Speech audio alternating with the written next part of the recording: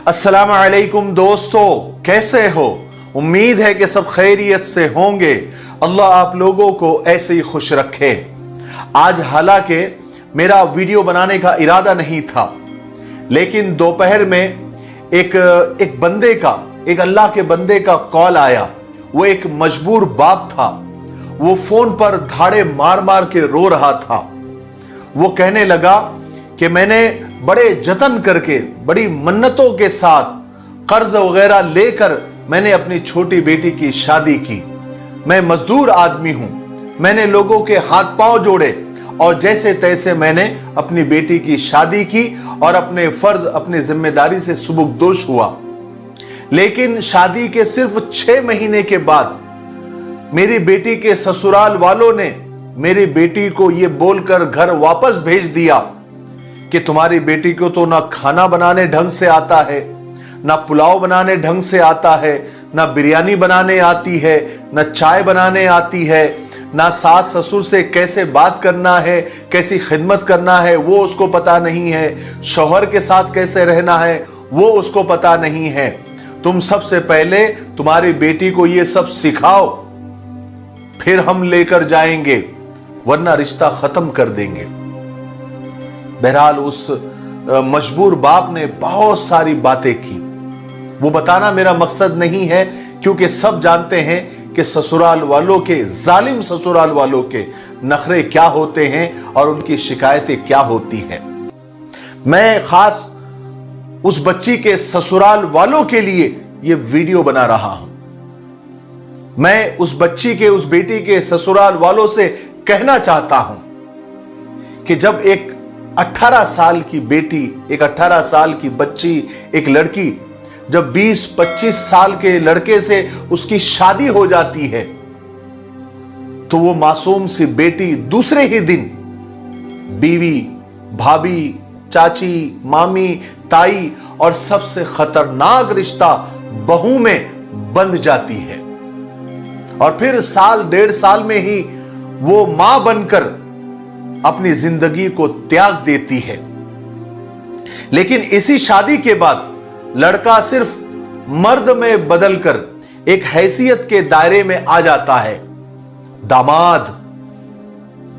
अब वो सिर्फ दामाद है और शौहर है, हस्बैंड बन जाता है, जिसके इख्तियार में, जिसके कंट्रोल में एक लड़की आ चुकी है।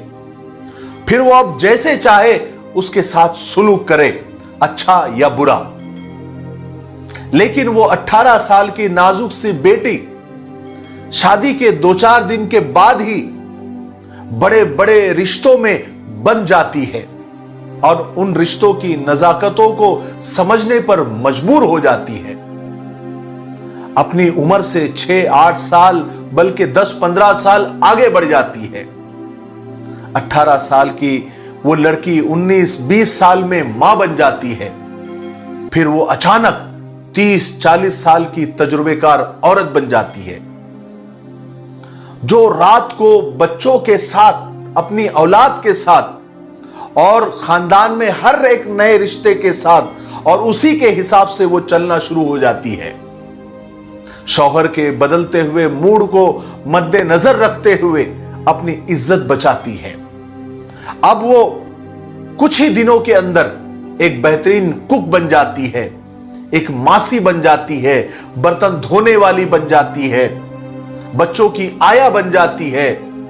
फिर वो नर्स भी है, डॉक्टर भी है, ड्राइवर भी है, घर की चौकीदार भी है, कैशियर भी है और बजट बनाने वाली भी है, बैंक भी है, धोबन भी है, प्रेस करने वाली भी है, टेलर भी है, उस्तानी भी है, काउंसलिंग करने वाली भी है, अलार्म भी है और सबसे बढ़कर वो सिर्फ एक कान बन जाती है, जहां जमाने भर की बातें उसको सुनने को मिलती है और वो सुनती रहती है।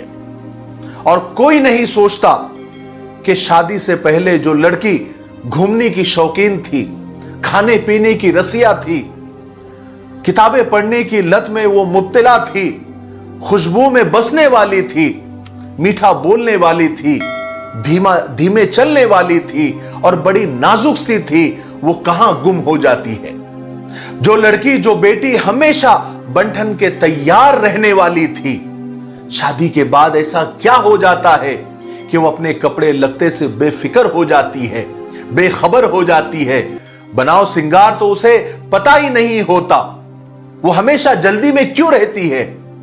जो मिल गया वो खा लिया, जो मिल गया वो पहन लिया, और सिर्फ शादियों में और दावत में जाने के लिए ही क्यों तैयार होती है?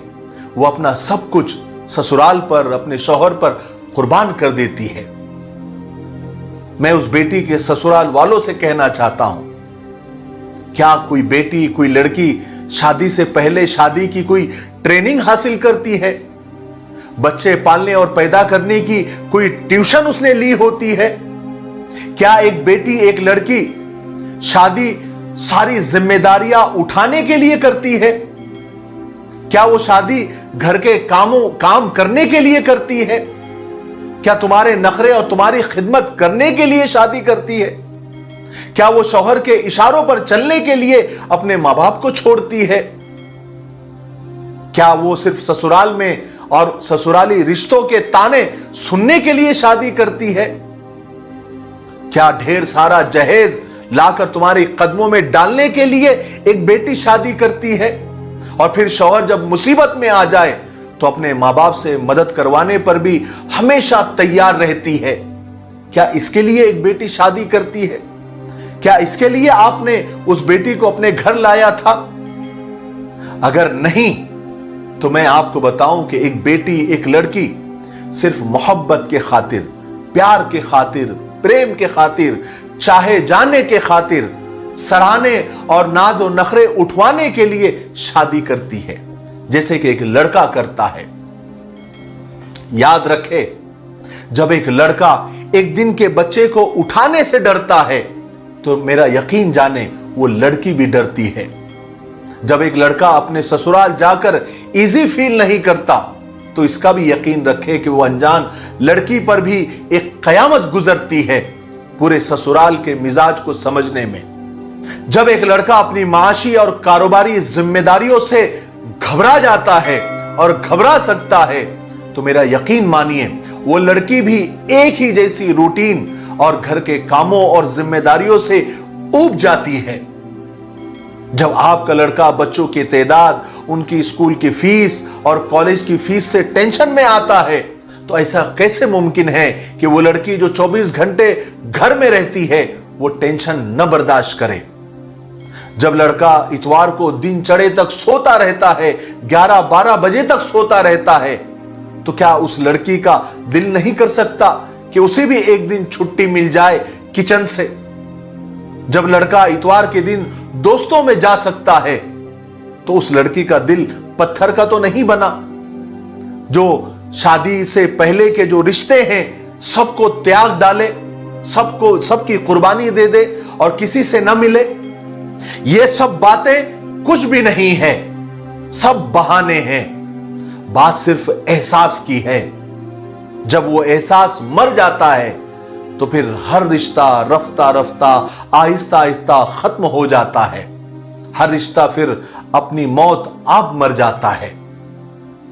किसी की बेटी को, किसी के जिगर के टुकड़े को सताने से पहले ससुराल वाले, जालिम ससुराल वाले अपनी कब्र को याद रखे, अल्लाह को याद रखे, कयामत के दिन को याद रखे, मीजान को याद रखे जहां पर इंसाफ होगा। कुरान पाक में कि फमन यामल मिस्काल ज़र्रतिन खैरन यरा वमन यामल मिस्काल ज़र्रतिन शर्रन यरा। एक रत्ती बराबर भी किसी ने अगर कोई नेक अमल किया होगा उसको उसका भी बदला मिलेगा, और रत्ती बराबर भी किसी ने अगर बुराई की होगी, जुल्म किया होगा, अत्याचार किया होगा, उसको उसका बदला दिया जाएगा। तो डरो अल्लाह से और अल्लाह के अजाब से, अल्लाह के गुस्से से, और किसी की बेटी को परेशान मत करो। मुझे अल्लाह से उम्मीद है कि मेरी आज की बातें अल्लाह उन ससुराल वालों तक पहुंचा देगा इंशाअल्लाह। आप लोगों से भी उस मजबूर बाप की अल्लाह मदद फरमाए और उस बेटी का घर दोबारा अच्छे से बच जाए और वो जुल्म से बच जाए और दोबारा वो अपने घर संसार में वापस चली जाए और वो प्यार से रहने लग जाए। ऐसी दुआएं आप करें, ठीक है। तब तक मेरे लिए, पूरी उम्मत के लिए, पूरी इंसानियत, पूरी मानवता के लिए और हमारे प्यारे मुल्क भारत के लिए और यहाँ की अमन और शांति के लिए खूब दुआएं करते रहे। अस्सलामु अलैकुम व रहमतुल्लाहि व बरकातुहू।